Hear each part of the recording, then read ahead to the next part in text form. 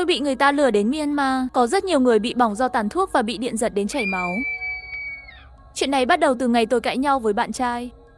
Bởi vì nhất thời tức giận, tôi đến nhà ga. Tôi dự định trải nghiệm một chuyến muốn đi là đi.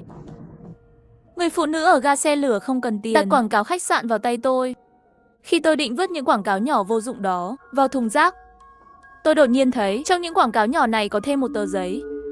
Bên trên đó viết đi làm ở nước ngoài. Lương tháng 180 triệu không phải là giấc mơ. Tim tôi đập thình thịch, nếu tôi thực sự kiếm được 180 triệu một tháng, người đàn ông xấu xa đó nhất định không dám cãi nhau với tôi nữa. Chỉ là trên tờ giấy này có ghi địa điểm phỏng vấn. Vậy mà ở Vân Nam. Tôi chạm vào thẻ ngân hàng trong ví, vừa cắn răng trực tiếp đặt một vé máy bay. Vốn tưởng rằng phong cảnh của Vân Nam sẽ làm tôi mê đắm, nhưng tôi không ngờ, sau khi tôi chạy đến địa điểm phỏng vấn trên giấy, thực tế lại làm tôi thất vọng. Ở đây không có một thứ gì cả, chỉ có một nhà hàng tồi tàn. Người phỏng vấn tôi không phải là người đẹp, mà là một đại ca mập mạp già béo. Cô từ đâu tới? Chỉ mình cô à, hay là cùng với bạn bè? Cô biết được mấy chữ? Bình thường dùng máy tính không? Mặc dù mùi hôi thối của mồ hôi trên người anh ấy làm tôi buồn nôn, nhưng để chứng tỏ bản thân, tôi vẫn lấy hết can đảm, bình tĩnh nói lớn, đại ca, tôi đã học code khi còn học đại học. Trước mặt tôi máy tính chính là em trai. Đại ca keo kiệt đưa cho trợ lý bên cạnh một cái nhìn. Trợ lý đưa cho tôi một chai nước khoáng. Được rồi, lên trên xe đó đợi kết quả đi. Nghe điều này, tôi cảm thấy mình đã phỏng vấn thành công một nửa. Một hơi uống nửa chai nước. Sau khi lên chiếc xe tải đó, tôi mới nhận ra có gì đó không đúng. Một tháng có thể đưa ra mức lương 180 triệu. Sao công ty lại lái loại xe rách nát này? Cửa kính của chiếc xe tải này bị vỡ hết rồi. Trên tay lái cũng có rất nhiều vết xước. Hơn nữa mẫu nhìn là mẫu cũ của năm linh mấy. Càng nghĩ về nó, tôi càng thấy rùng mình. Đang chuẩn bị chạy trốn khỏi đây, thì đầu bị chóng mặt. Tôi mới nghĩ ra, nước mà trợ lý đưa cho tôi chắc chắn có vấn đề. Đáng tiếc đã không kịp rồi, trước mắt tôi tối sầm lại. Sau đó ngất đi. Khi mở mắt lần nữa, tôi không biết mình đang ở đâu. Ở đây có độ ẩm, mọi thứ xung quanh, cô gái bằng tuổi tôi. Đại ca, nhà tôi có tiền, tôi xin anh hãy để tôi đi. Tôi không muốn sống ở nơi này. Cách đó không xa có một người phụ nữ quỳ trên mặt đất, cúi đầu xin người đàn ông tha cho mình. Tôi nhìn kỹ lại lần nữa, người đàn ông đó lại là anh trai keo kiệt phỏng vấn tôi. Cút đi, ai kêu cô tham lam? Là các người tự tìm đến đây, không phải tôi kêu đến. Anh trai keo kiệt đá vào bụng cô gái đó. Tôi bất lực nhìn cô ấy bay ra xa 2 mét.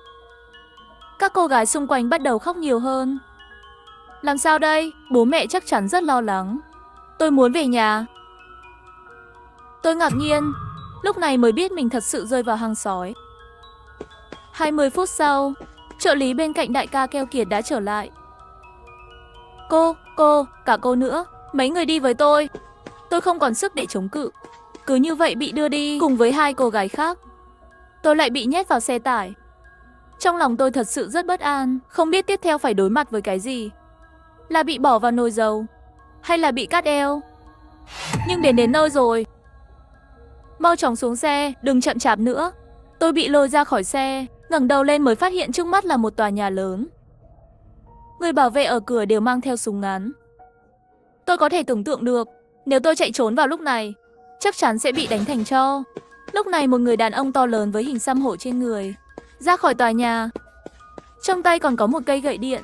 Mấy người này đều là biết dùng máy tính à? Đại hán hỏi trợ lý kia.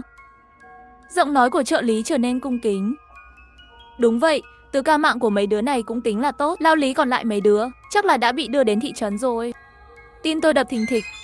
Nỗi sợ hãi lan từ lòng bàn chân đến đỉnh đầu.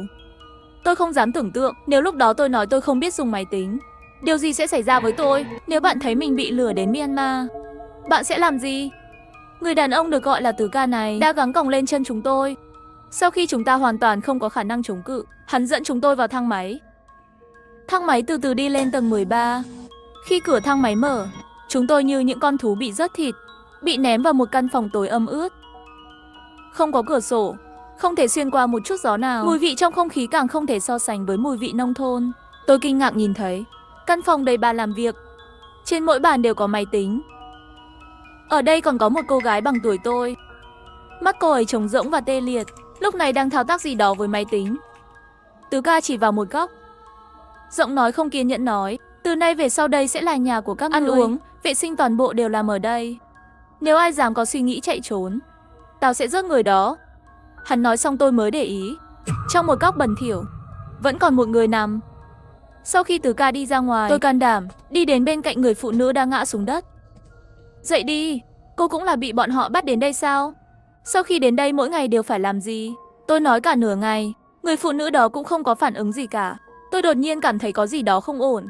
Mặt đất này bẩn quá, sao cô ấy có thể ngủ ngon như vậy? Đột nhiên, cô gái đang đánh máy tính đó mở miệng nói.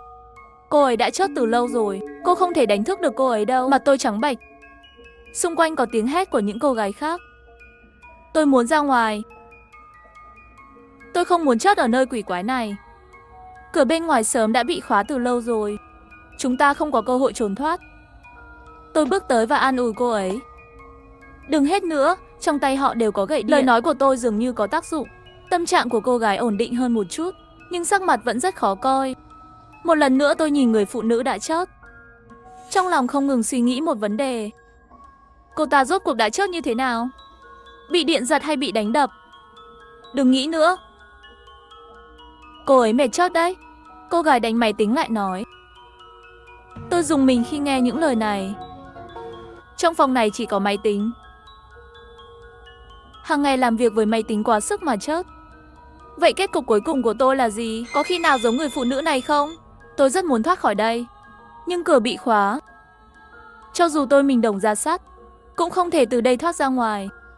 Đêm nay mấy người chúng ta cùng người chớt này ở cùng một phòng. Ngày hôm sau trời vừa sáng, cửa đã được mở. Người đàn ông được gọi là Từ Ca từ bên ngoài đi vào. Lần này đã chú ý đến người phụ nữ đã chớt.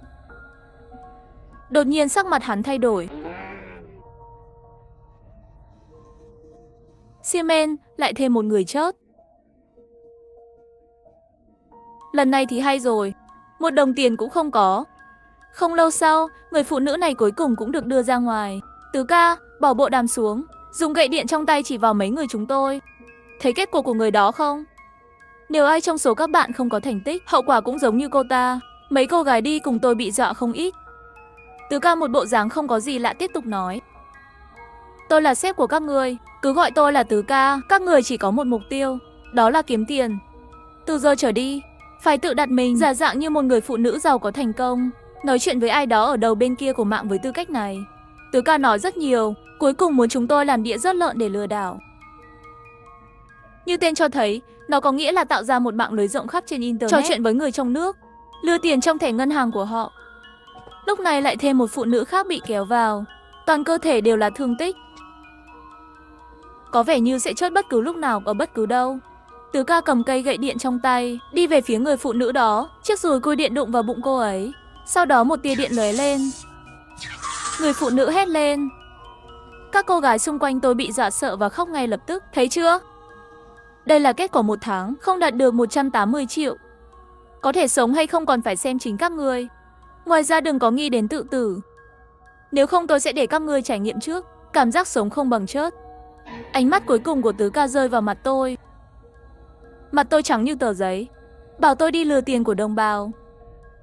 Tôi thực sự không thể, nhưng tôi thực sự không muốn chớt. Tôi phải làm gì đây? Từ Ca lấy từ trong túi ra một tài liệu, tiếp tục nói, trước khi các ngươi kiếm tiền, hãy đọc hết những nội dung trên đây, chuẩn bị học thuộc hết cho tôi. Nếu ai không làm theo quy định trên đó, đừng trách lão tử một phát bắn chớt. Sau khi tôi đọc xong nội dung trên đó, tôi mới phát hiện ra trong cuốn sách này viết hướng dẫn lừa đảo. Trên đây giới thiệu rõ ràng nhiều phương thức lừa đảo. Bóng tối làm cho da đầu tôi tê liệt. Ngay khi tôi nhìn vào nó, máy tính để bàn, có một nhắn WeChat đến.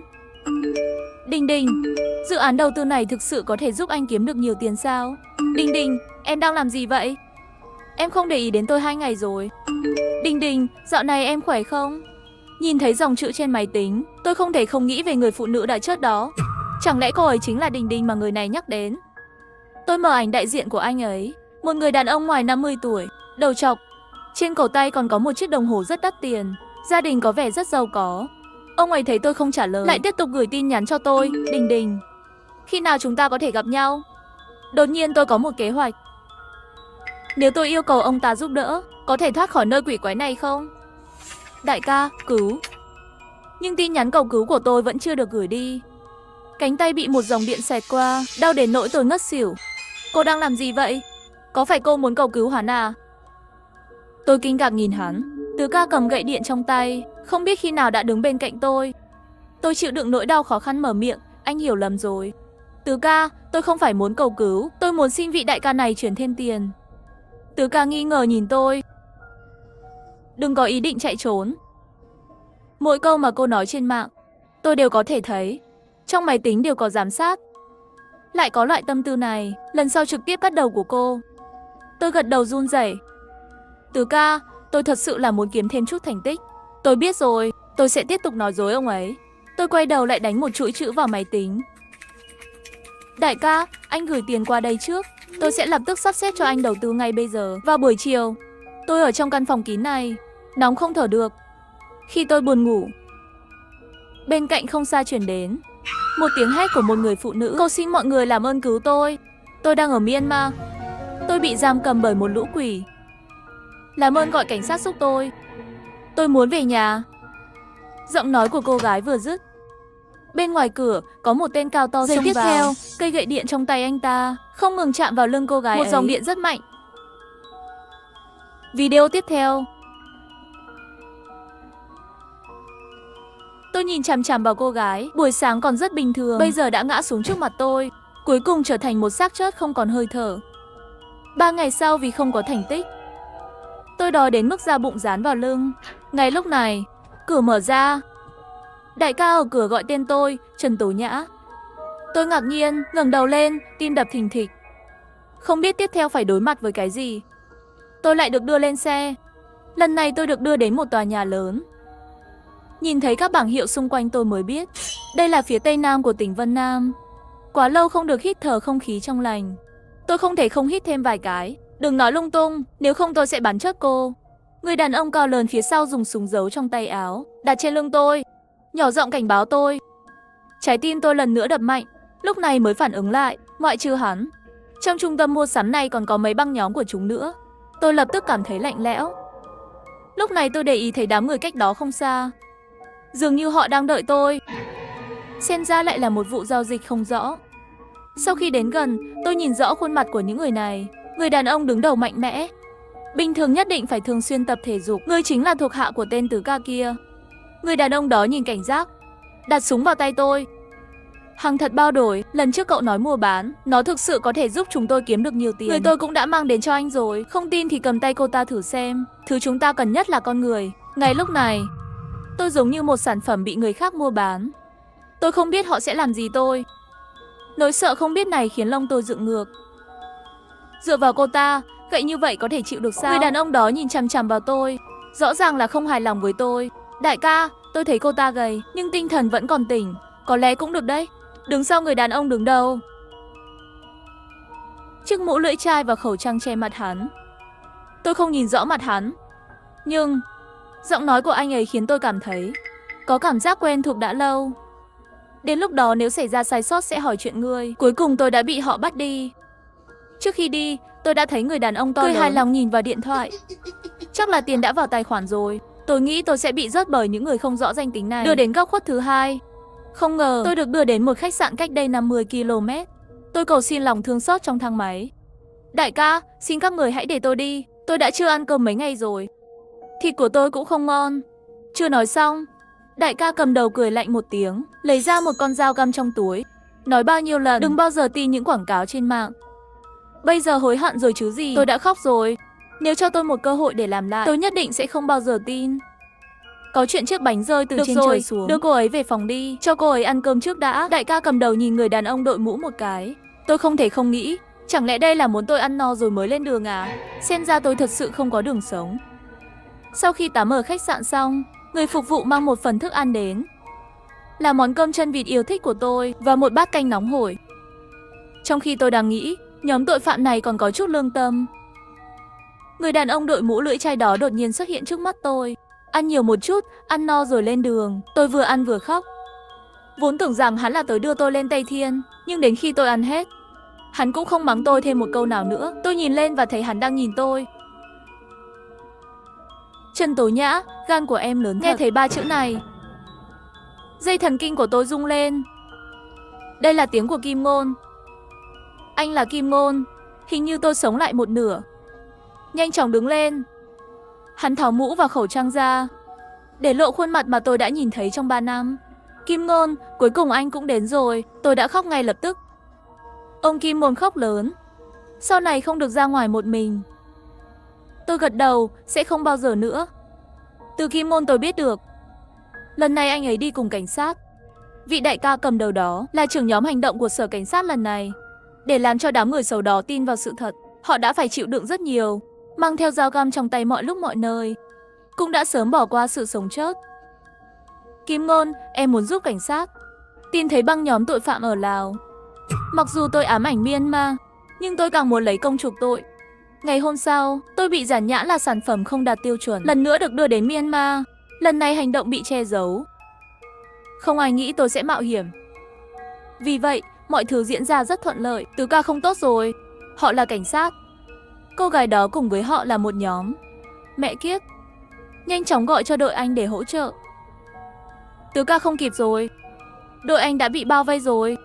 Tiếp theo, cảnh sát phá cửa. Tiếng súng vang lên. Tôi nhìn thấy Tứ ca đã giam cầm tôi, bị đưa ra pháp luật. Cuối cùng những cô gái bị lừa đã được cứu. Anh trai keo kiệt phỏng vấn tôi cũng bị bắt đi rồi. Sau khi về đến nhà, tôi và Kim Ngôn viết ra là một biểu ngữ, gửi đến đồn cảnh sát. Từ nay về sau, tôi không còn tin vào chiếc bánh trên trời rơi xuống nữa.